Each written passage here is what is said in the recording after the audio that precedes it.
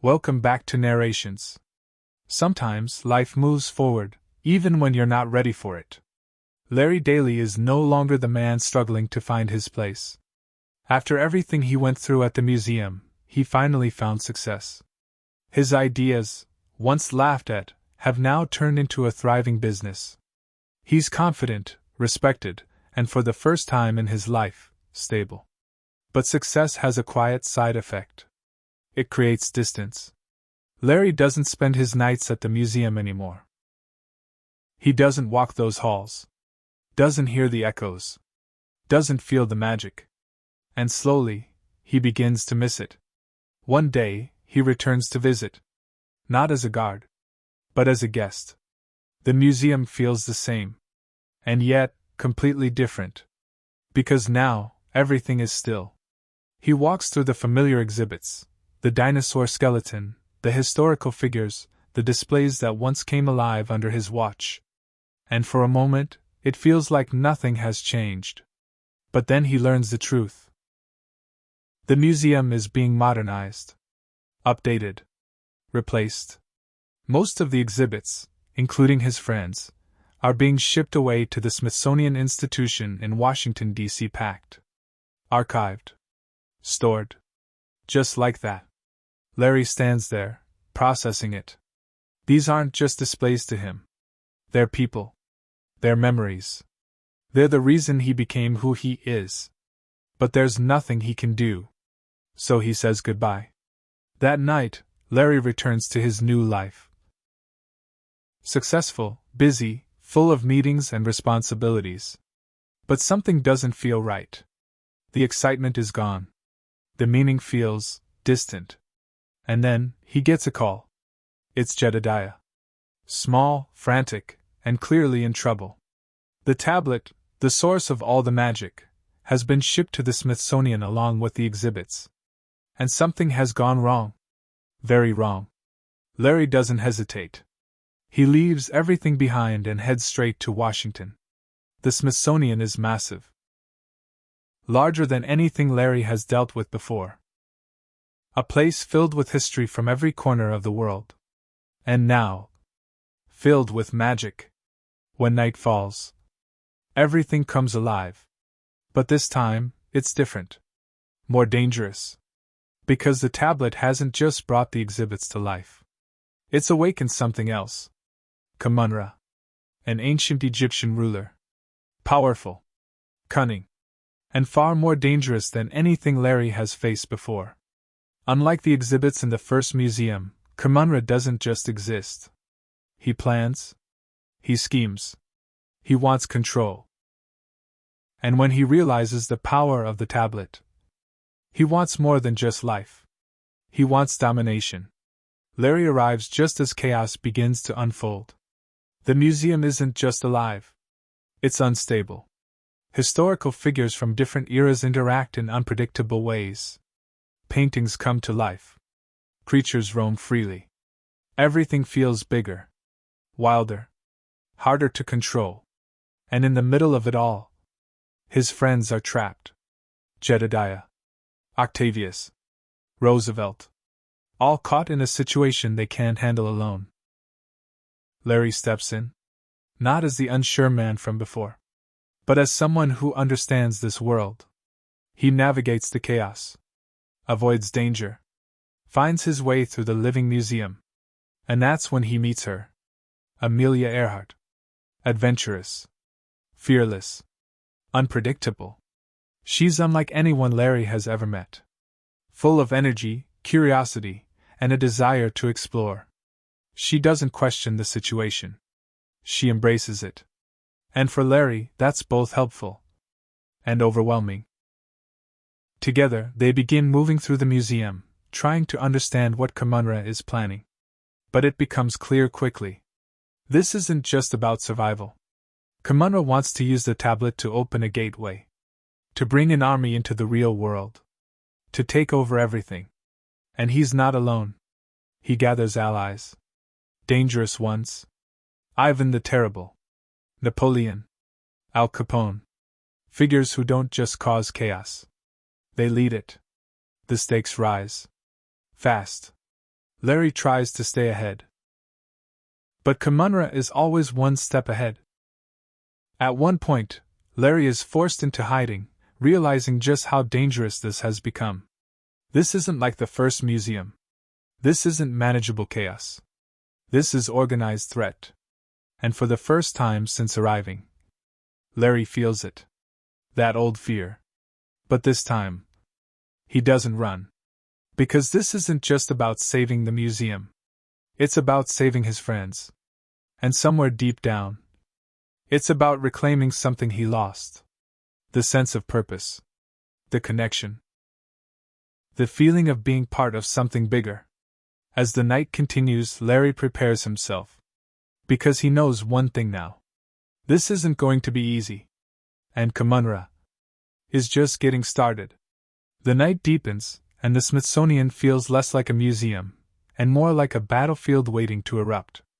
Larry moves carefully now, no longer reacting, but anticipating. Every hallway feels alive with possibility, danger hiding behind glass cases, shadows shifting with intent. The scale of this place makes everything harder. Bigger rooms. More exhibits. More unpredictability. And somewhere inside it all, Kumunra is preparing. Larry finally reunites with his friends. Jedediah and Octavius are trapped, their usual confidence replaced with urgency. Even Roosevelt, calm as ever, carries a weight in his voice that wasn't there before. This isn't just another chaotic night. This is a war in the making. They explain what they've learned.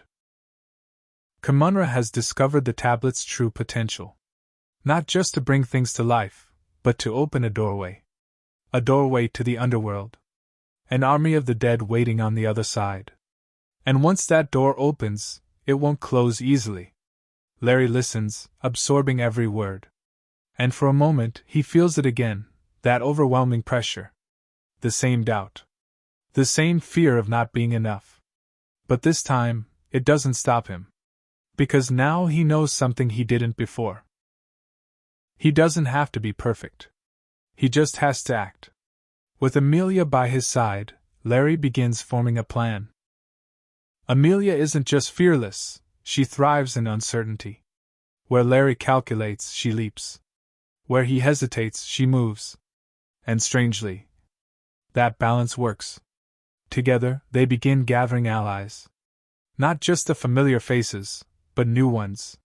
Figures from across history, each with their own strengths, their own personalities, their own unpredictable nature.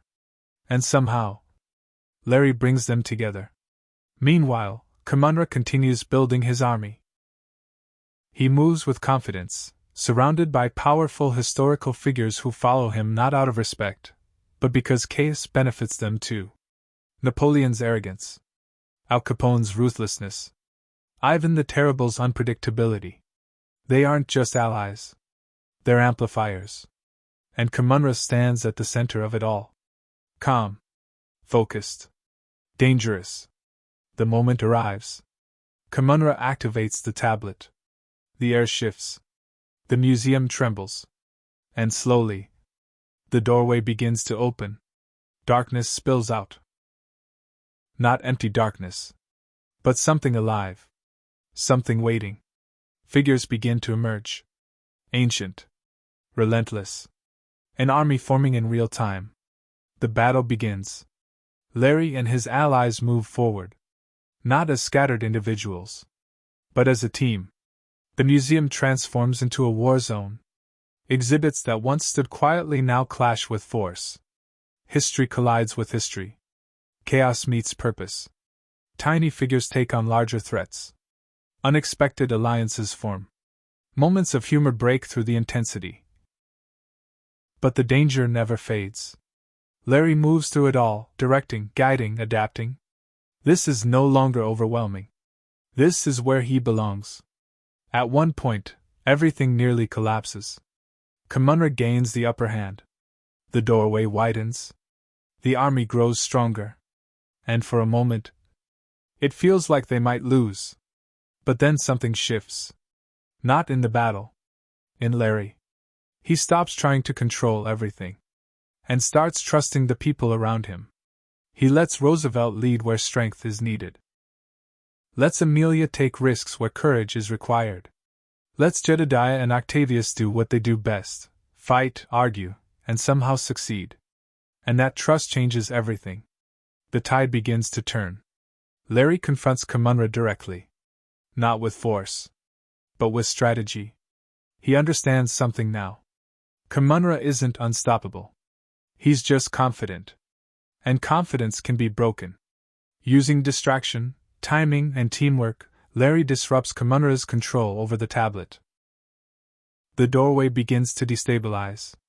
The army falters. Kamunra fights back, angry, desperate, refusing to lose. But it's too late. Larry seizes the moment. And with one final move, he closes the gateway. The darkness retreats. The army disappears. The museum begins to stabilize. Kamunra is defeated. Not destroyed, but contained. And just like that, the battle ends. The museum slowly returns to calm. The chaos fades. The energy settles.